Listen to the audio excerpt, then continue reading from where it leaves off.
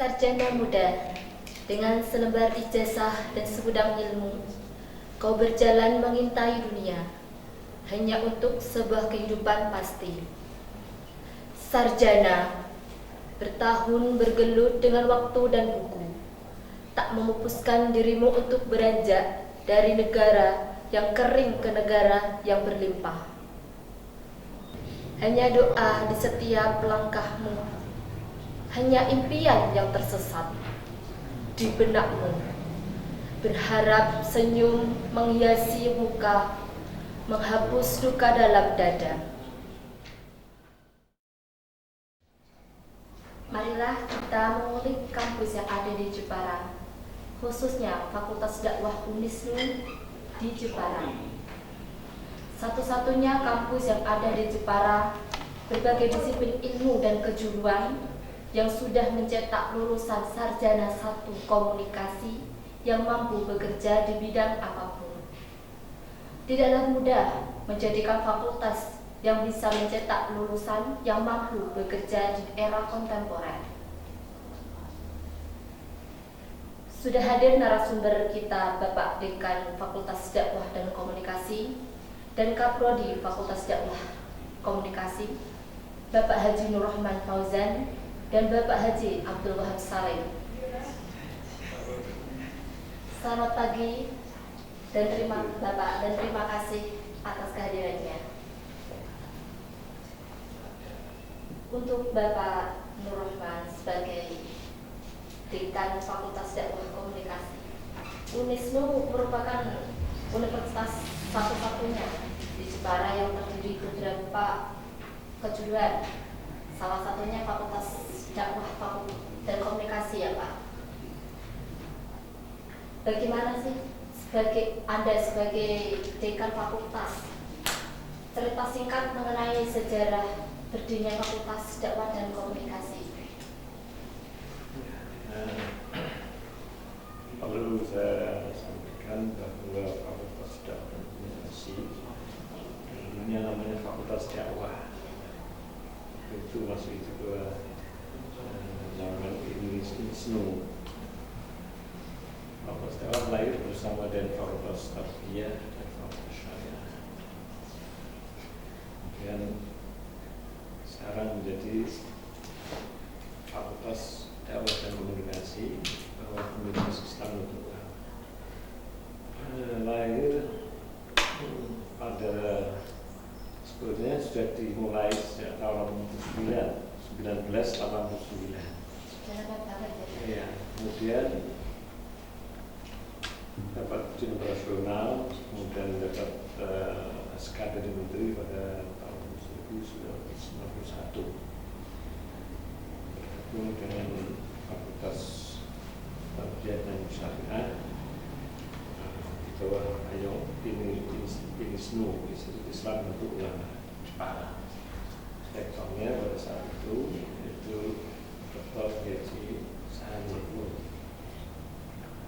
Kemudian sekarang sudah bersatu dengan sekolah yang lain, sekolah tinggi ilmu ekonomi, sekolah tinggi teknologi dan desain, dan menjadi Universitas Islam Nurul Jepara dengan keputusan SK Menteri Pendidikan, yaitu tahun 2013. Fakultas Dakwah dan Komunikasi ini hanya mempunyai satu prodi, yaitu prodi KPI, yaitu Komunikasi dan Penyiaran Islam. Mudah-mudahan masa-masa yang datang kita bisa mempunyai prodi satu yang baru. Ini harapan kita semua ini. Alhamdulillah sejauh ini lulusannya sudah banyak yang berkhidmah di masyarakat, baik sebagai guru, sebagai usahawan, sebagai dai, dan seterusnya. Sudah, yang saya sampaikan. Oke, terima kasih. Itu untuk di era sekarang, untuk menanggapi lulusan yang banyak menganggurnya di era kontemporer saat ini, bagaimana sikap Anda untuk menyikapi hal tersebut? Bagaimanapun samanya prodi namanya konsentrasi keilmuan terjadi khususan. Tetapi Fakultas Data Komunikasi ini dengan kurikulumnya yang begitu baik, lulusannya alhamdulillah punya kemampuan, punya kapasitas yang saya pikir memadai untuk berkecimpung di dalam masyarakat dengan berbagai job, ya, job, mulai dari dai, dari usahawan, dan juga menjadi entrepreneur yang mandiri. Ini terbukti. Jadi misalnya banyak yang bekerja secara bebas. Alhamdulillah mereka memiliki jiwa-jiwa yang tangguh karena mata pelajaran yang disampaikan itu berluasan yang begitu luas. Tidak hanya terkurung dalam kesempitan, tapi bahkan mereka ya, diberi kemampuan untuk berkreativitas. Ini kelebihan Fakultas Dakwah. Kita tidak mengejar fakultas yang lain, tetapi terbukti lulusan dari Fakultas Dakwah dan Komunikasi ini ternyata mereka banyak yang menjadi entrepreneur yang baik bagi lingkungan kita ini. Bahkan contohnya misalnya salah satu lulusannya bahkan bisa menjadi ketua Kadin misalnya, itu kan luar biasa. Ya, beliau membawai lulusan-lulusan dari jurusan yang macam-macam, khususnya dari ekonomi. Karena di antara mata kuliah itu ada mata kuliah yang berkaitan dengan wirausaha. Ini yang menarik, sehingga saya lihat lulusannya banyak yang berkecimpung di dunia ya swasta, dan itu yang mengesankan bagi saya. Terus untuk itu Pak, untuk menjadikan visi misi dari fakultas itu sendiri itu apa Pak? Nah, sebagaimana yang sudah dicanangkan itu lihat visinya. Visi daripada fakultas ini yaitu diharapkan bisa menjadi pusat kajian, ya, pusat pengembangan ilmu-ilmu yang berkaitan dengan dakwah dan komunikasi. Kemudian bisa melahirkan jiwa-jiwa dai, ya, yang sunni, ya, jiwa-jiwa dai yang profesional, misalnya profesional zaman sekarang, dan dengan slogan daripada universitas itu sendiri yaitu cendekia dan berakhlakul karimah. Ini yang penting, ini saya kira catatan yang sangat mahal, yang sangat berharga, yang betul-betul bisa mewarnai keilmuan, tidak sembarang lulusan, karena cendekia dan berakhlakul karimah. Saya kira kata-kata yang sangat bernilai sekali. Ya. Oke Bapak, selanjutnya itu berdasarkan tema tadi, peluang kerja sarjana komunikasi di era kontemporer.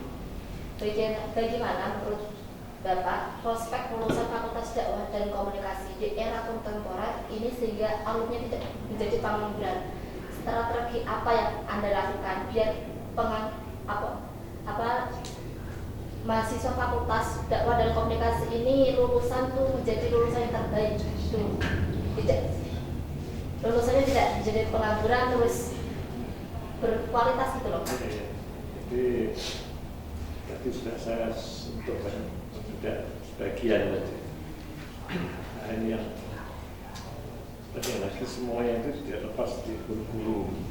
Guru-guru sudah dikatakan sebagai the core of education. Jadi sebagai otaknya itu di guru-guru. Dan guru-guru kita alhamdulillah berkembang terus-menerus. Dan Pak Wahab ini sebagai kaprodi selalu sensitif. Sebenarnya 4 tahun sekali tidak, tapi ternyata tidak setiap 4 tahun sudah ada perubahan-perubahan pengembangan guru-guru itu.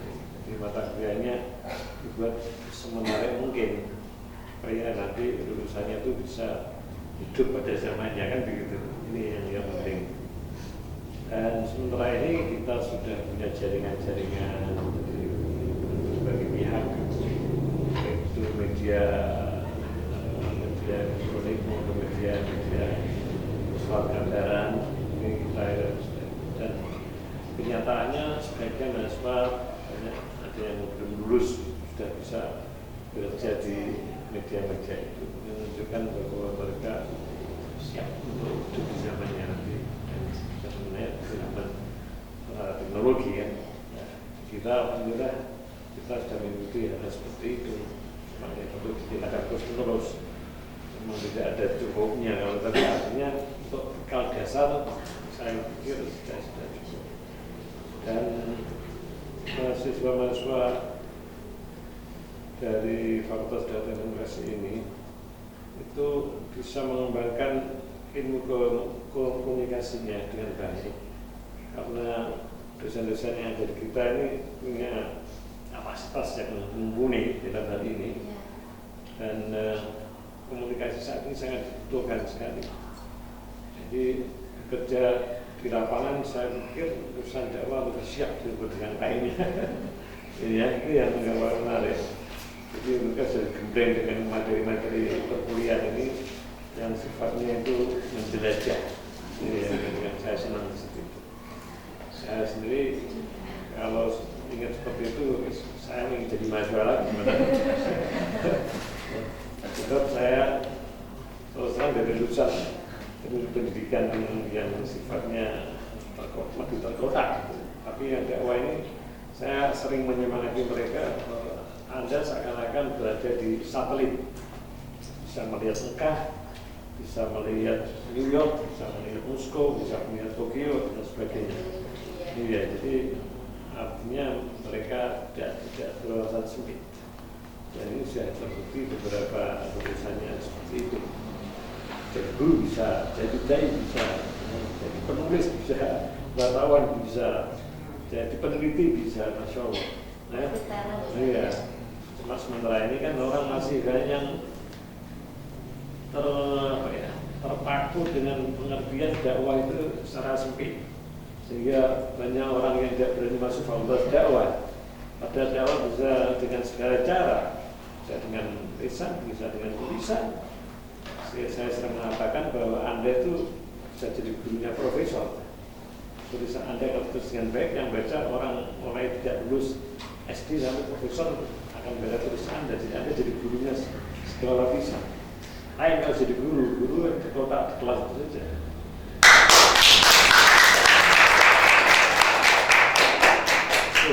Makanya tidak bekerja. Mudah-mudahan ini bisa dipahami oleh banyak orang sehingga dakwah ke depan bisa lebih menarik ya. Maka di situ ada gunanya ilmu komunikasi itu, situasi bisa hebat. Sehingga saya sering mengatakan pada mereka, kalau Anda misalnya kesasar di suatu tempat mana ada pabrik, bisa jadi PR juga bisa. Pabrik irrigation atau humas siap, kita pun ada mata kuliah berkaitan dengan itu. Itu dan urusan dari fakultas dakwah. Terus itu Pak, untuk pembeda dari mahasiswa fakultas dakwah dari yang lainnya di UNISNU. Jadi jurusannya luas, lapangan luas sekali. Itu membutuhkan mentalnya hebat. Jadi lulusan fakultas dakwah, saya yakin mentalnya lebih hebat dari lulusan yang lain. Tidak menunggu loket satu pintu untuk pendapatan kerjaan, tapi bahkan kadang-kadang bisa membuat loket sendiri. Nah, bisa contohnya sebanyak kan senior-senior Anda yang lulusan itu bahkan bisa membuat lapangan kerja, menciptakan lapangan kerja, kan lebih hebat ini. Jadi pikirannya lompat sekali itu.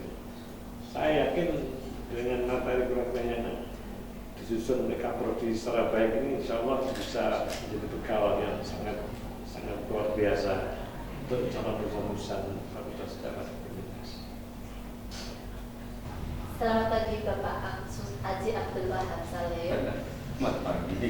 Assalamualaikum. Tadi sudah dijelaskan oleh Dekan Fakultas Dakwah dan Komunikasi soal visi dan misi fakultas. Dan sekarang bagaimana sih visi dari Kaprodi KPI Unisba Jepara? Iya, pertanyaannya bukan visi Kaprodi, tapi memang visinya program studi komunikasi dan penyiaran Islam. Kalau misalnya kita berbicara visi misi, tentu kita akan menerjemahkan itu dari tingkat yang lebih atas. Jadi prodi itu nanti menerjemahkan dan ikut mensukseskan visi besarnya fakultas, fakultas mensukseskan visi besarnya universitas. Tentu kalau misalnya Fakultas Dakwah dan Komunikasi itu visinya adalah sebagai pusat pengkajian, tidak hanya kajian ya, pengkajian dan pengembangan ilmu dakwah dan komunikasi. Tentu sama nanti prodi komunikasi dan penyiaran Islam itu berupaya menjadi pusat pengkajian dan pengembangan khusus di bidang ilmu komunikasi dan penyiaran Islam. Karakternya tentu sama, yaitu sunni, cendekia, dan berakhlakul karimah. Kira-kira seperti itu singkatnya. Dan itu memang sebenarnya bukan permasalahan yang remeh dan mudah. Memang itu sebuah agenda besar yang kemudian tadi Pak Dekan menyampaikan bahwa itu harus ditopang untuk mewujudkan visi besar itu dengan berbagai macam aktivitas dan kreativitas yang progresif, yang tentunya tadi yang berperan tidak hanya kurikulum pun banyak sekali dibuat sedemikian rupa sehingga menjadi kurikulum yang memang bisa mewujudkan visi besar melalui misinya, kemudian memang cita-cita besar fakultas dan program studi itu bisa terlaksana. Ya kurikulum itu mengacu kepada hampir keseluruhan dari yang ada di fakultas maupun di prodi. Jadi tidak hanya berbicara mata kuliah muncul itu setelah kita godok di dalam kurikulum. Kenapa muncul mata kuliah A misalnya dalam kurikulum? Karena nanti kita kepengen ada capaian pembelajaran atau learning outcome-nya itu seperti ini dan seterusnya. Kemudian dosennya juga siapa, sebenarnya memiliki kompetensi di bidangnya atau tidak, pimpinannya siapa. Jadi banyak hal termasuk partner kita dalam menjalankan roda keprodian bahkan kefakultasan itu siapa saja. Itu semuanya terangkum dalam program kerja kita sehingga nanti akan mewujudkan visi besar itu. Kira-kira begitu jawabannya. Ya Bapak, untuk menanggapi peluang sarjana komunikasi program atau konsentrasi apa yang diterapkan oleh prodi sebagai sarana pendukung pengembangan diri dan pengaplikasian ilmu yang telah dipelajarinya untuk peluang kerja. Ya, itu banyak sekali sebenarnya. Saya selalu menyampaikan di berbagai forum ya, termasuk kepada mahasiswa maupun kepada yang lain. Tadi disampaikan oleh Pak Dekan, saya pikir untuk bisa kita perkuat di prodi ini bahwa Fakultas Dakwah dan Komunikasi Unisba Jepara itu meskipun hanya memiliki satu prodi, tetapi memang potensinya itu luar biasa. Jadi seluruh mahasiswa kita, kemudian seluruh dosen kita itu memang orang-orang yang memiliki kompetensi tepat di bidangnya. Kemudian saya selalu menjelaskan kepada mahasiswa bahwa bayang-bayang di luar kekomunikasian dan kepenyiaran atau di luar kedakwahan dan kekomunikasian itu tolong bisa di-clearkan dulu gitu. Karena kadang-kadang ada mahasiswa yang masih terbayang-bayang saya masuk di komunikasi dan penyiaran Islam, tapi bayang-bayang prodi yang lain mungkin masih ada. Saya pikir wajar kalau awal-awal ya, tapi kemudian saat ini seluruhnya itu sudah clear, sehingga ketika sudah clear kita harapkan supaya mereka bisa fokus all out untuk melakukan berbagai macam program yang sudah dicanangkan dan sudah bahkan di-create oleh fakultas dan disediakan berbagai macam pembimbing yang memang kompeten di bidangnya. Salah satunya yang memang sering kita sampaikan itu kita punya program corner study. Corner study bahkan dalam launchingnya itu kita memiliki mimpi besar bagaimana bisa mewujudkan para calon-calon ahli komunikasi dan penyiaran Islam sesuai dengan passionnya masing-masing. Ada 4 corner yang kita buat itu ya. Satu itu corner jurnalistik, khususnya memang jurnalistik dakwah gitu, kira-kira seperti itu. Kemudian yang kedua itu corner broadcasting atau khusus di bidang penyiaran. Yang ketiga itu corner public speaking. Dan yang keempat itu corner perfilman. Tentu dengan berbagai corner itu, dan tidak hanya itu, sebenarnya kita programkan lagi itu penguatan skill khusus mahasiswa Fakultas Dakwah dan Komunikasi di Prodi Komunikasi dan Penyiaran Islam. Itu ada penguatan skill khusus. Nanti kalau mereka sudah semester 8, memang kita godok gitu selama sekitar 1 bulan, kemudian nanti mereka lulus itu benar-benar ilmunya sebelum fresh itu sebelumnya memang sudah di refresh.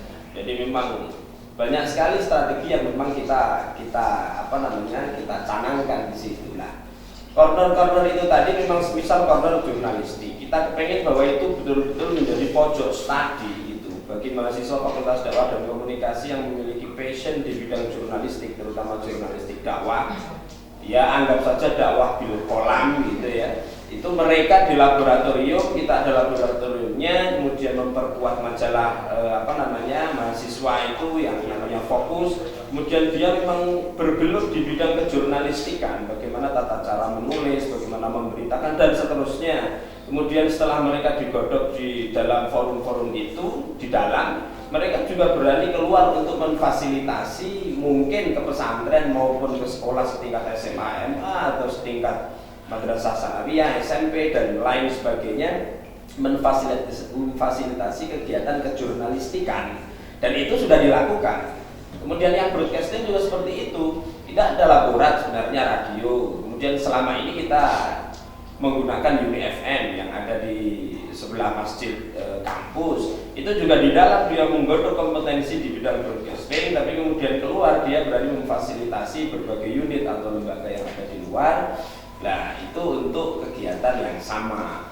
Kemudian corner public speaking juga begitu, bagaimana mereka bisa cakap berbicara di muka umum, kemudian di dalam dia mengasah kompetensinya, tetapi dia keluar juga berani untuk memfasilitasi umat di bidang yang sama, apakah melalui workshop atau pelatihan tentang ke-MC-an, pelatihan tentang keprotokoleran, dan saat ini mungkin dengan Bu Murni itu ada pembinaan para mu'alaf yang berpusat di Karangkundang dan seterusnya, itu untuk melatih mereka di situ.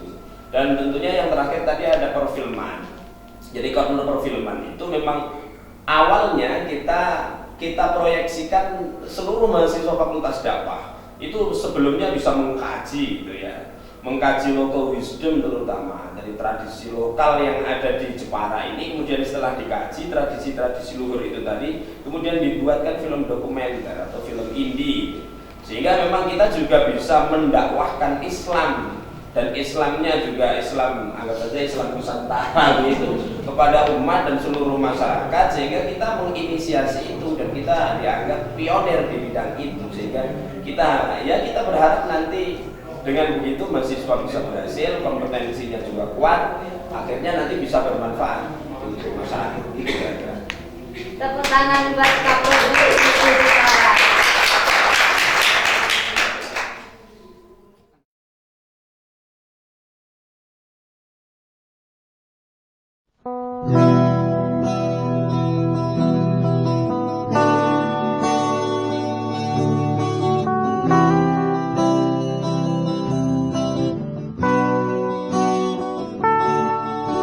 Perjalananku terasa melelahkan. Ku duduk bertahan sendiri di sini. Hidup adalah